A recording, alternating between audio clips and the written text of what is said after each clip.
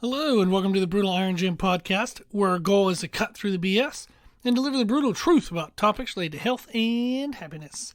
Today's podcast number 1517. The topic is nutrition, and the title is Client Case Study Addressing Undereating. So I'm working with somebody. We just started working together a little bit ago, and what we're working to address is undereating. They do marathon running, a little bit of weightlifting here and there, and they want to perform better in those aspects, as well as just look better, feel better for overall health. So what we've been looking at is essentially what's going on is they would have been kind of inconsistent in their eating, but if they're faulting in one direction, it's faulting towards undereating. And they're undereating protein based on their activity level and kind of like having enough protein for daily energy. Energy is funny, interesting to say that, because protein doesn't get broken down for energy, so it's more so actually like daily repair. And if your repair is behind and your joints are beat up, your muscles are damaged, you're going to feel very fatigued because nothing's working very well. It's kind of like trying to run a machine that's half broken, and then your daily energy will be suffering. So the energy actually does suffer from the accumulative fatigue and things that haven't been repaired. And then that's actually why lower protein can affect energy. It's not that protein is converted to energy. It's just that if nothing's repaired, you're operating a broken system.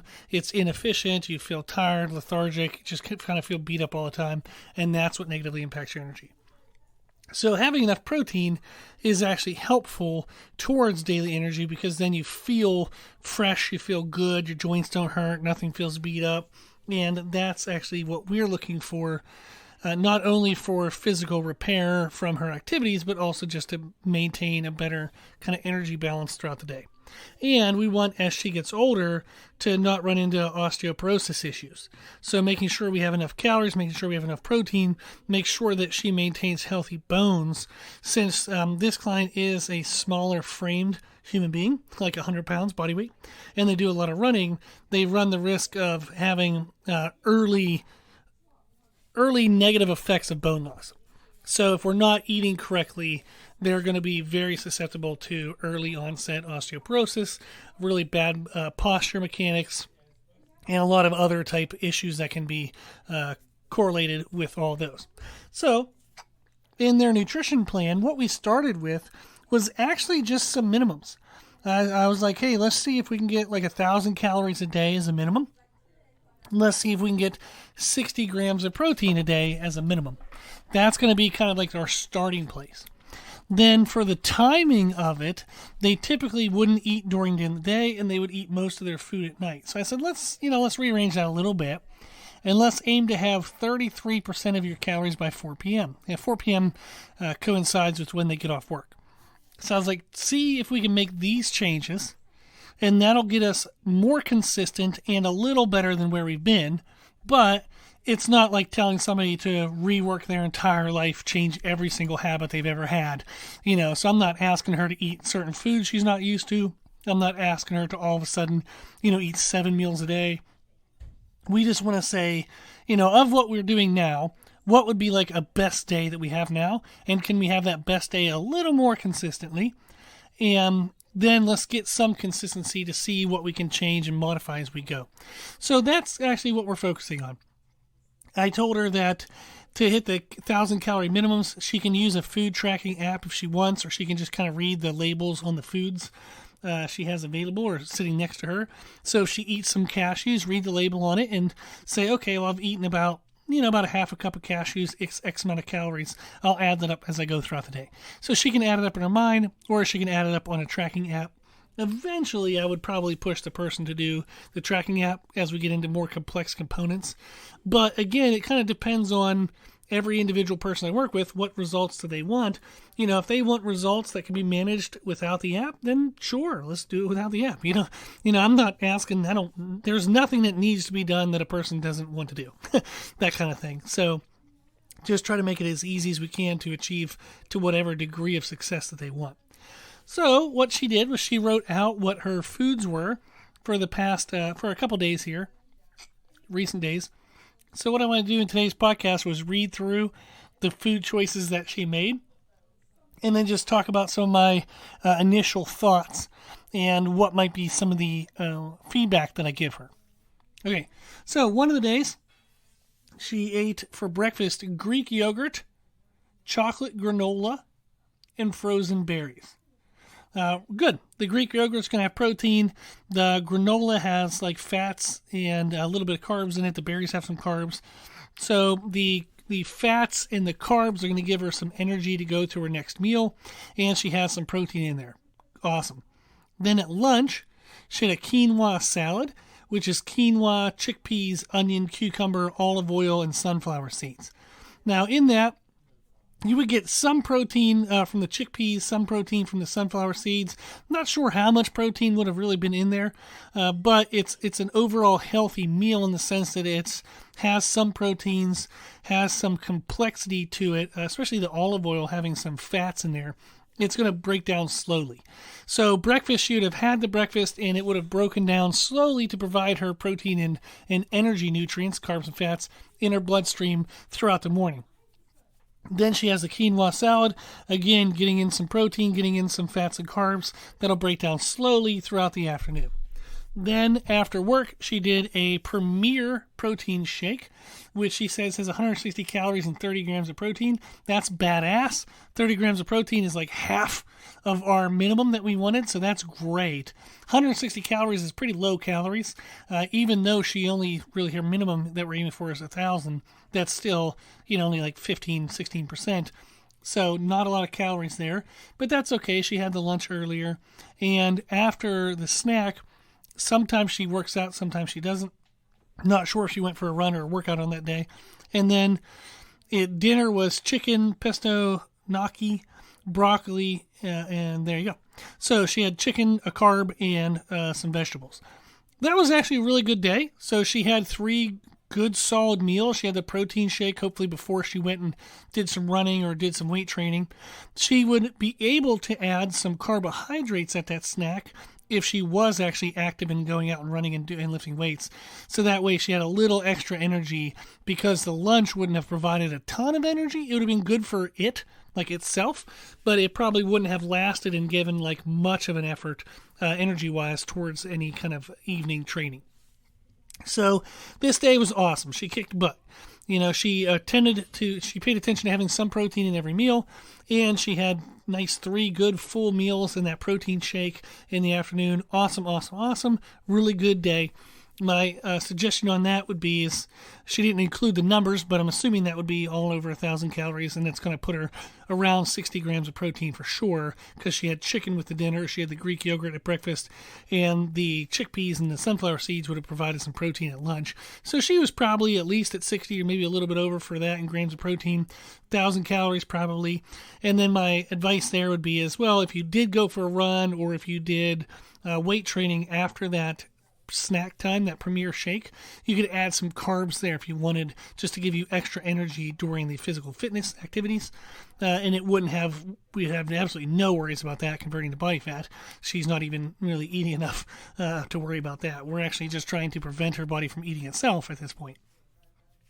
Then the next day that was recorded was a bagel with cream cheese as breakfast.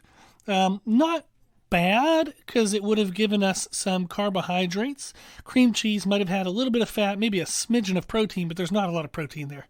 So a bagel with cream cheese is good that you had a meal. It's good that it had some complexity to it, because that would have taken a little bit to break down, maybe an hour or 2 or so, to break down.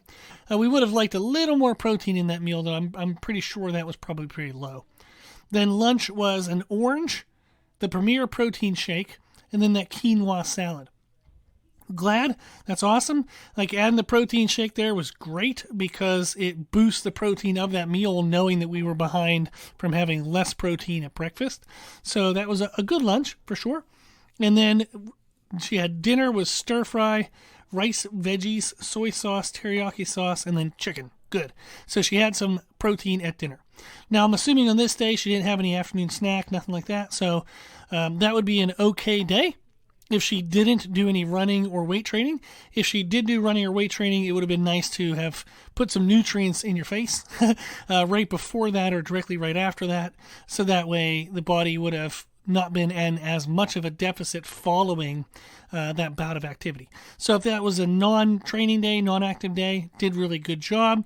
You got that protein in, that extra protein at lunch to make up for some of the missed protein at breakfast. So pretty good day. The next day we have is breakfast was chocolate granola, frozen berries, and 2% milk. I'm not sure how much protein the chocolate granola would have had. Probably not enough. And we might not have had enough milk to really add up to enough protein. It kind of depends on how much milk you had.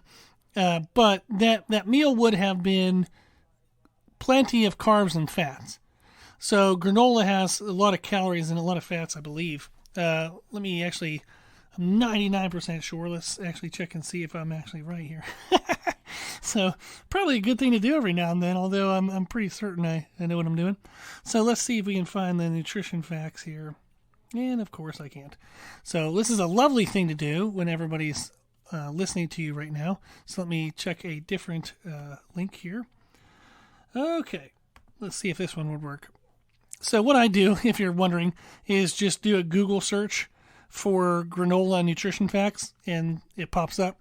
So a granola that's made by Purely Elizabeth, it's a kind of a basic granola. It's saying that for a third of a cup of granola, you have 6 grams of fat, 19 grams of carbs, and only 3 grams of protein. So I was right that that's going to be mostly carbs and fats, energy-based.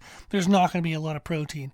So even if she had a cup of granola, she's only going to be flirting with around 9 to 10 grams of protein, which if you combine that then with some of the milk that she said she had, and then the frozen berries, there'd be no protein in there. So the granola, tons of carbs, tons of fats, good energy, not a ton of protein, but the 2% milk would have bumped the protein up a little bit there too. So she might have gotten away, depending on how much milk she had, around 15 to 20 grams of protein. When our minimum target is 60, that's actually not too bad. That's a pretty good percentage. You think, okay, well, if I eat 3 meals a day, then I want each meal to account for a third of my protein. So if I'm having 20 grams of protein per meal, that would add up to 60 by the end of the day. So she actually did hit her protein percentage there. So good job overall. There you go. Then lunch was a Premier protein shake, and that's it. Definitely not enough calories. It's only 160 calories. Really good protein, but not really any carbs and fats. Was going to probably have pretty low energy throughout the day. Maybe even super hungry that night, and or really tired and lethargic the next morning. So that's something that she would want to work on, is trying to add some calories there. Now she did have a late snack, which was the quinoa salad. So maybe she was super busy that day. The only thing she could get in around lunch was the protein shake. So she made sure she came back later in the day when her schedule calmed down, that she was able to have the quinoa salad. So kick butt, good job. And then dinner was a Korean beef bowls. So I'm sure there's some protein in there since it's a beef bowl. So that was actually a really good job. So if that was the case where she was too busy for lunch to have a full lunch at that time, she came back and had it as the late snack. Kick butt, awesome job. She undoubtedly hit 60 grams of protein there for sure, and was probably over 1,000 calories. Really good job there. Awesome. Really good job so far. The fourth day she recorded was breakfast was NA, which I'm guessing just kind of missed it, skipped it. Lunch was a Premier protein shake, just at 160 calories and 30 grams of protein. So, okay, I see. She did also have a turkey and cheese sandwich and an apple. Okay, cool. So that turkey and cheese sandwich would have boosted the calories up. She had a ton of protein at lunch. She had the 30 grams from the shake. The cheese would have had protein, and the turkey would have had protein. So she definitely kind of got herself back on track after the missed breakfast. Is it good to miss the breakfast? No, but what can you do when you already make a mistake? You come back and you kick ass and you build your numbers back up in the next meal, which is exactly what she did, so she did a great job. So she had the Premier protein shake, 30 grams of protein there, turkey and cheese sandwich, had good protein in there. The cheese would have had fats, which would have been energy, and she had an apple, which would have been some energy as well. Then for dinner, she had chicken with pesto bonza pasta. Bonza pasta is a chickpea pasta which has great protein content. And she had broccoli. So, man, her protein was probably kick-ass today, on this day. So, awesome job. Good job. Then for dessert, she had pumpkin pie with whipped cream. Great. Awesome. Since we missed breakfast, we were undoubtedly a little low on calories. So I'm glad she had the pumpkin pie. At this point, when we're trying to correct undereating, there is no concern about having a dessert. Eat it, enjoy it, whatever, Do we want to eat all sugary stuff and eat all at night? No. But she did a great job here, is you can have absolutely no guilt, no worries, no concerns about having that pumpkin pie. Because we were behind in the day calorie-wise, she made sure she hit her protein, so eating that extra bit would have only actually helped to make sure she was on track for her calorie minimums. So, awesome job. Kick butt. She knows who she is. I'm sure there's no one else that ate exactly the foods she did. I don't like saying clients' names in these podcasts. But good job, you. You kicked butt and you did great. So really well done. She wrote on to say, I'm starting to use the MyFitnessPal app. So I said, awesome. And with all my clients, when they're using an app, I tell them, give me your username and password. I'll sign in at least once a week. Check and see what you're eating, the times you're eating, the amounts, the sugar contents, cholesterol contents, sodium contents. And then I give them back suggestions if I see that there's anything they need to change or correct. So it really helps me see more of what's going on. So that was awesome. I'm glad she's going to start doing that. And then she said, I'm curious about timing meals. This may be a next step thing. Make sure I worry about calories intake first, she wrote in parentheses, which is good. But I haven't been sleeping super well, and I'm waking up tired. Wondering about when is considered too late to be eating, or what I should eat later in the evening before I go to bed. Okay, awesome question. Love this.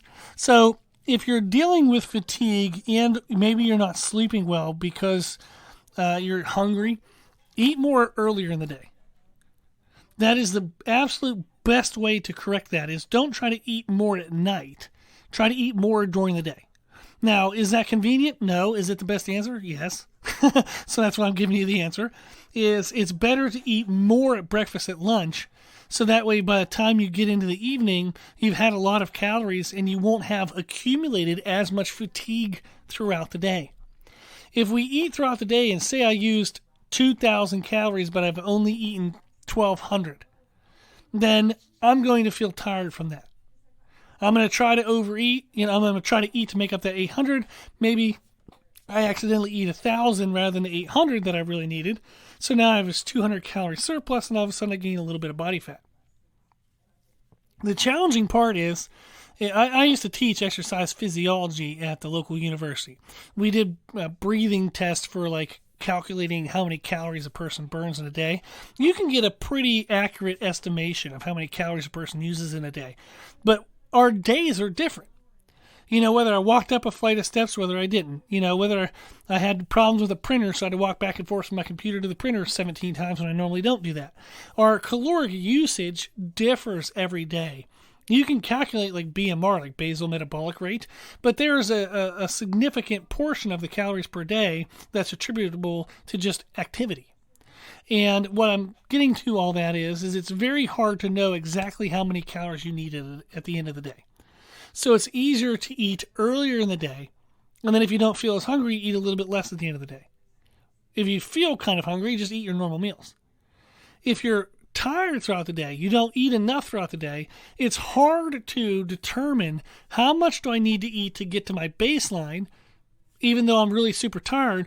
Do I eat until I feel good energy? No, because I'm about to go to bed. I don't need all that energy. So often people eat until they feel full, but what happens is your body's trying to correct what's been missing and overcompensate. So this is like if I'm spending money all day, and let's say I make $1,000 during the day, but I spend $1,400. So I'm $400 in the hole. At the end of the day, someone says, hey, I'll give you a loan. Like you can have the $400 that you need, or if you go a little above that, I might tax you on X percent.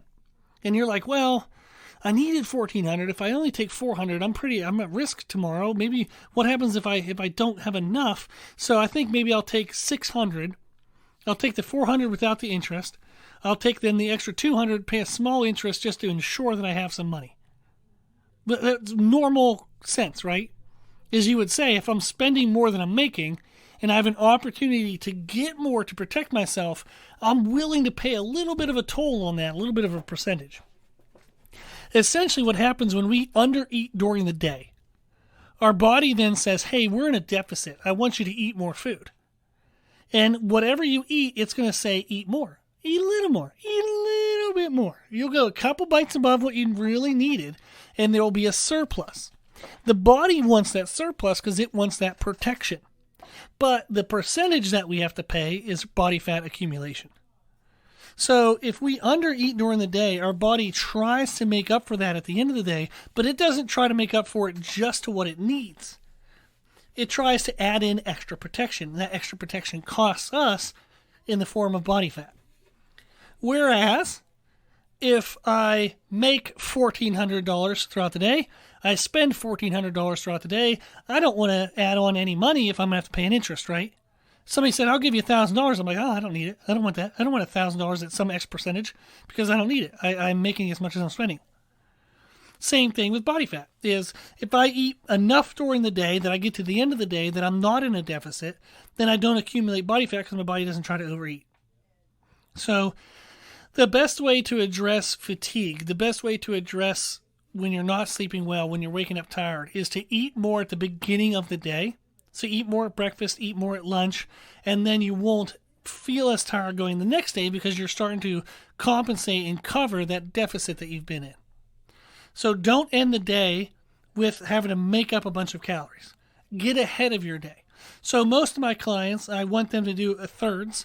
So the first 1/3 of the day, first 5 to 6 hours, they should eat 1/3 of their calories and protein. The second 5 to 6 hours of the day, the second 1/3 of being awake during the day, they eat the other, like another 1/3 of their calories and protein. Then the final 1/3 of being awake, they eat the final 1/3 of their calories and protein. That's a great way to control making sure you don't end the day in a deficit, you end up overeating, and you accumulate body fat. So when our clients are more advanced, we actually try to emphasize even more calories and protein around workout times, so we skew that even more.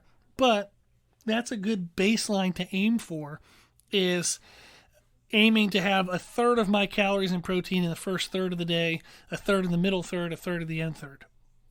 If you do that, that's going to help a lot. So if you end the day hungry, if you're not sleeping well, if you're waking up tired or fatigued, eat more in the morning, in the beginning of the day, breakfast and lunch, and that'll help address that a lot. That'll help a lot. Okay. Well, this was hopefully a fun or somewhat interesting rundown of looking at someone's nutrition and the thoughts that I kind of think through and what advice I would give them. So hopefully that was super helpful. So thank you for listening. And then if you have any questions of your own, if you want to send in questions or topics for the podcast, we'll answer them for free. People send in questions all the time, which I absolutely love. You can send them to our email at brutalirongym@gmail.com. Cool. Okay. Well, if you like today's podcast, please share it. The more people we share it with, the more people can help. And if you share it, tell them that we'll answer their questions for free. So that way they know the podcast is theirs to use, theirs to benefit from. Thank you to those who financially support the podcast with donations. The podcast costs well over $1,000 a year for hosting costs. I give an hour to it every day, and we're going to keep it for free. Thank you to those who donate. You can do so at our website at www.brutalirongym.com. We have options for one-time donation, monthly donation, yearly donation, even just $5 a month. It does add up, and it does help. So thank you. If you like the information we share in our podcast, you can find more from us on our social media channels. I post on Instagram pretty much every day. I'm posting a lot more on YouTube, so check us out on those two platforms. And then if you have any questions, feedback, suggestions, anything you want to know, let us know at our email, brutalirongym@gmail.com. As always, I hope this was helpful, and thank you for listening.